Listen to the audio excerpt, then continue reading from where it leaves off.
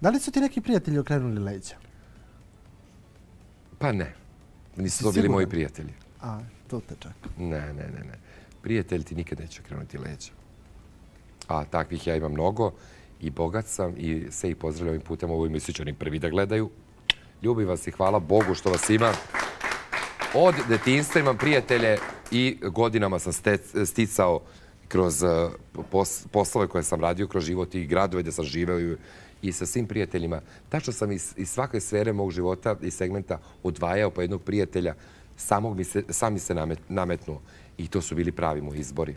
Sad sam baš bogat prijatelj. Da li su prijatelji nekada važniji od porodice? Mnogo puta. U kojim trenucima? Pa u svim tim trenucima kada porodica jednostavno ti nije tu i nije upućena u svakodnevno tvoj život, u tvoju svakodnevnicu, u posao, u ljubav, ajde sad da uzmemo i to. Neke stvari ti ne deliš, mnoge stvari mi ne delimo s porodicom, to laže ko priča, baš sad sve pričaš porodici. Jeste, možda da su te skladne porodice, pa svi žive u 40-50 kvadrata i tu mama, tata i dvoje dece i sad, ali odu ta deca pa žive svoje živote. Nikad nismo dovoljno otvoreni potpuno otvoreni prema porodici. Tu su prijatelji koji, oni naše živote najbolje znaju, ali tako? A oni su nam tu i prvi da nam priteknu pomoć i da nam budu podrška i mi njima, naravno. Naravno. To je sve obostrano.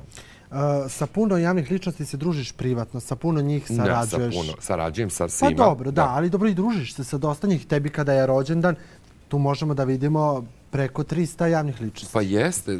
Pa moji rođendan su postali već brend. Ja mislim da mnogi tu dolaze da budu viđeni. Jasno. Jeste. Kada staviš sve to onako u jedan koš, šta je hendikep kod javnih ličnosti? Nepoverenje. Nepoverenje, a među njima neiskrenost, sujeta, kao jednostavno, sad je tebi, ako pričamo o tom, ako kažem da je ovaj sako lep, ja to stvarno mislim da je lep. A je li ti lep moj sako? Onako. Pa ne, znaš šta, moj je lepši. Pa, mislim, stvarno ne mogu. Ali sečemo. Simpatičan je. Naravno da je simpatičan, bi čovječe šta pričaš. Dobro, pa dobro si, ja mislim krljušt. A riba ja sam to nosio 90-ih, mislim. Mani se. Pa da. Znači nepoverenje. Nepoverenje, neiskrenost, sujeta i mnogo toga se još se to sve pogršalo posle korone. Za vreme korone estradne ličnosti, posebno pevači, pevačice, nisu imali angažmane, trošili su štekove, ulazili u dugove. Posle kad su krenuli da se kolju za te tezge i tu je sve izbilo. Niko nikog ne voli. Veruj mi da su jako retki slučajevi na estradi da neko nekog poštuje uopšte, a kamoli da voli. Tako da sam ja tu kroz moj posao novinarski zadržao moja prijateljstva, između ostalog sa Stojom, sa Janom, sa Kaćom Živković, Nadicom Ademov, pevačicom, Aleksandrom Mladenović. To su pevačice s kojima sam ja sarađivao prvenstveno, da ja tebe ne lažem, ali smo eto kroz moj posao postali prijatelji i oni kod mene dolaze kući, mi se svi družimo. Da li si nekada, od tih pevačice sada što si nabrao, da li si nekada o njima pisao nešto što nije istina? Ne. Ne? Ne. Pisao sam ružne stvari, ali nešto nije istina. Ali si pisao istinu? Da. Da. Šta si ružno pisao za Janu? Za Janu sam se jednom ogrešio jako, ali poslala mi neka žena slike sa njenog nastupa i sedi gospođa u prvom redu starija, koja liči na Janu stvarno. I poslala mi žena na Facebooku, taj je bio Facebook. Ja se gledam onu plavu, pa se njoj, kod da se njoj obraćam, zaboravim da si ti ovdje najbitniji. Pa i ona mrda glavom isto, pa zato, da. I kaže, evo, kaže, sad na nastupu, kaže, je bila Janina majka. I ja kažem uredniku, kako vidio što lepo, rekao, kad si vidio sad od ovih pevača, da mu je majka došla na nastup. I kaže, stavit ćemo to, znaš. I toliko sam se pokajao zbog toga, mislim, nisam ja kriv, jesam. Jesam i nisam, ne znam, ja i dan danas, kako se sad smo leto s Jana bili na moru, ona mi našla telefon kad su mi ukrali. Kad sam ih izgubio. I ja je to pričam, ona kaže, jao Milanče, šta, pa ne, žao mi bilo, njena mama je preminula, pre toga bila. I sad je ispalo, ja napisao, Janina mama se pojavila na nastupa, žena preminula, toliko mi bilo, a pritom znam koliko ona bila vezana za majku. Pomenuo si mobilni telefon. Da. Da li u svom mobilnom telefonu imaš eksplicitne fotografije? Svoje? Aha. Ne. Ja to slikam. Pošto sad leto, sa primjer, kao je lepo pocrneo, ja stanem i slikam i ne znam uopšte, ili sam debeo ili kratak, o onoj nesreći ti ne pričam, ono valjda se skupi kad treba da se slikaš. Noge mi je nešto, pa glava mi je ogromna. Ja ne znam, valjda, najbolje je bilo da me neko slika, Golišavog. Najbolje? Da. Aha, pa to kad bude na veče, onda... Da, sad ću možda... I fotosessioni... Nikada nisam umeo da šaljem slike. Stvarno? Da. Pa hoćeš? Nisam ni slao, ne. Nisi? Ja tražim svima, odmah reko slike na uvid i majku i oca da vidim. Kako je to genetika, šta je to? Oni reko ne moraju nagi. Majka i otac mogu obučeni, a... A ostali nagi? Svi nagi. Jel te zanima, jel voliš da čuješ komentare ljudi? O meni? Da. Kako da ne, obožavam, da. Jesi spreman da čujemo, moja koleginica Kristina Didanović je prošetala ulicama Beograda. Ja me zezaš? Ne zezam te. I stvarno da vidimo šta ljudi, šta imaju da te pitaju ili da ti poruče. Ajde. Jesi spreman za to? Jedva čekam. Stvarno? Da, pa ja to obožavam. Idemo da vidimo našu lepu Kristinu Didanović i da vidimo šta je ona to pripremila. Ajde. Hoćemo vidjeti sad to? Da. O Bože. Veliki pozdrav za sve u studiju 1 Hype televizije. Moje ime je Kristina Didanović i ja ću sada prošetati ulicama Beograda i iskoristiti priliku da pitam naše sugrađane šta je ono što ih zanima o Milanu Miloševiću, kada bi imali priliku šta bi ga pitali, kao i kakvu poruku imaju za njega. Krećemo. Zdravo, da li znate ko je Milan Milošević? Znam. Kakvo mišljenje imate o njemu? Sve najbolje. Je li oženjen? Nije. Neka se što pre oženi. To mu ja želim od srca. Da li znate ko je Milan Milošević? Znam. I kakvo mišljenje imate o njemu? Pa super, sve najbolje. U kakvom formatu želite da ga vidite? Kakvu emisiju da vodi? Kakvu emisiju Milan Milošević da vodi? Ne znam. Pitanja neka da postavlja i onda odgovara. A da li vi imate neko pitanje za njega?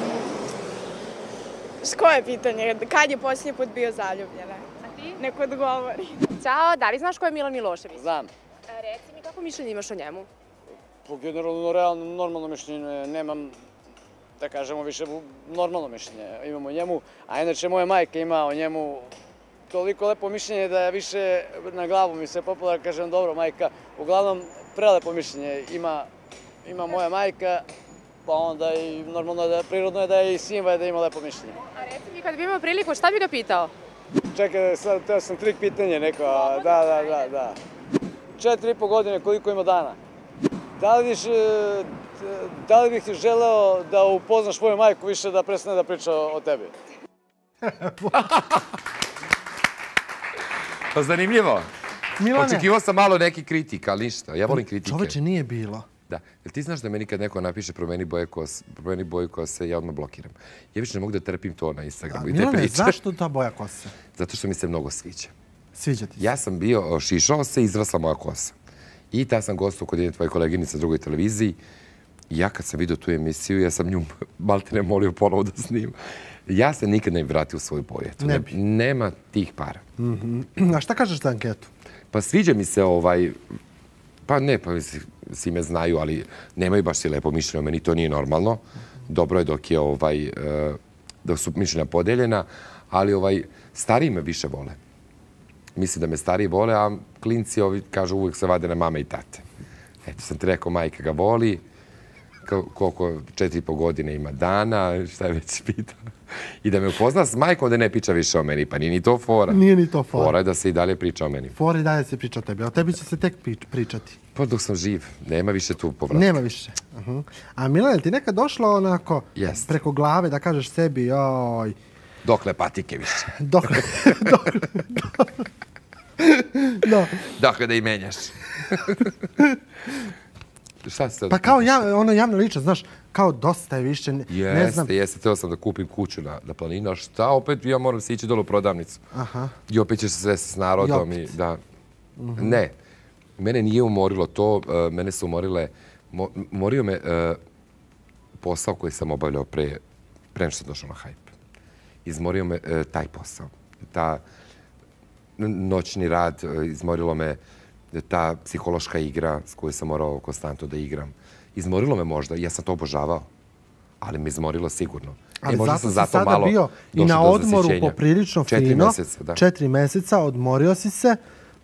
Lepo si dobio boju i napunio baterije za nov projekat koji uskoro kreće na našoj televiziji koji ćeš ti voditi i uređivati. Jeste i moram da se pohvalim i da odam da sam sam otišao daleko od početne zamisli kada smo tek osmislili kako će studio da izgleda, kakav će se studio praviti, koja će biti koncepcija emisije, gde će biti gosti, bla, bla, bla.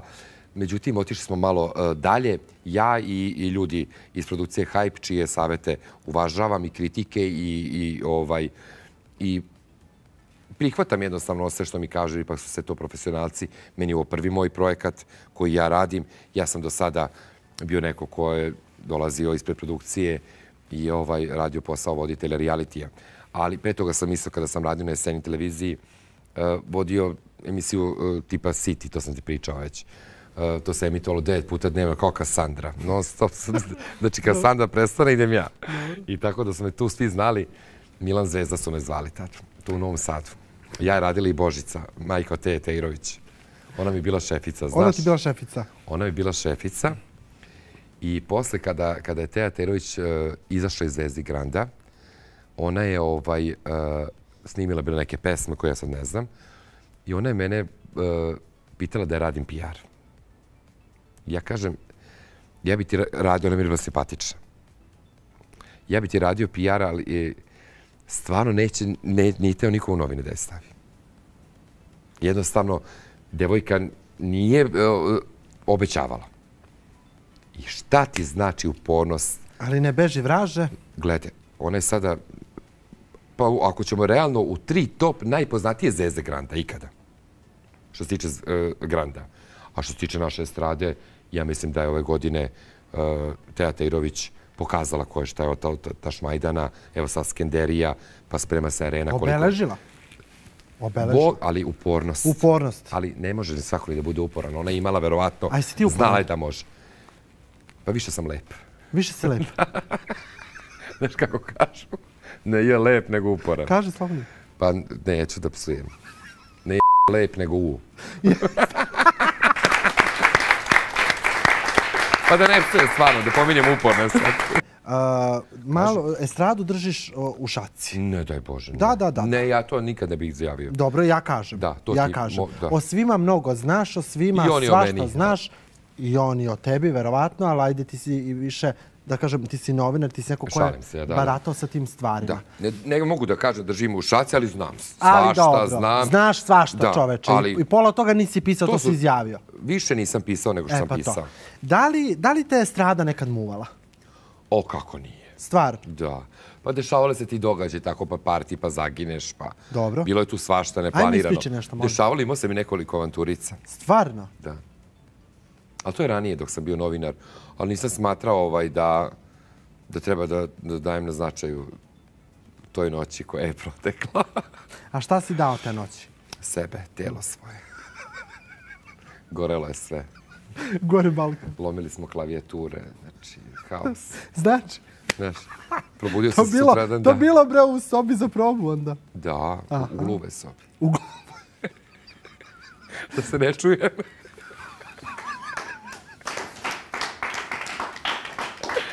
Šalim se, bre, nikada... Pričao sam u tvojoj emisiji prošli put. Jesi li bio sa nekim sa strade? Nikad u životu, dok sam radio intervjue, družio se sa stradom, nikad nije došlo do toga da sam se intimizirao u tom smislu, sam bio sa nekim. Nikad u svom životu. Niti su me muvali pevači, pevačice, nikada, a sa javne scene sam bilo svašta nešto. Šta je bilo? Pa, iz neke druge branše, ali pevači, pevačice s kojima sam ja sarađivao, me samo oni zanimali. S njima nikad ništa.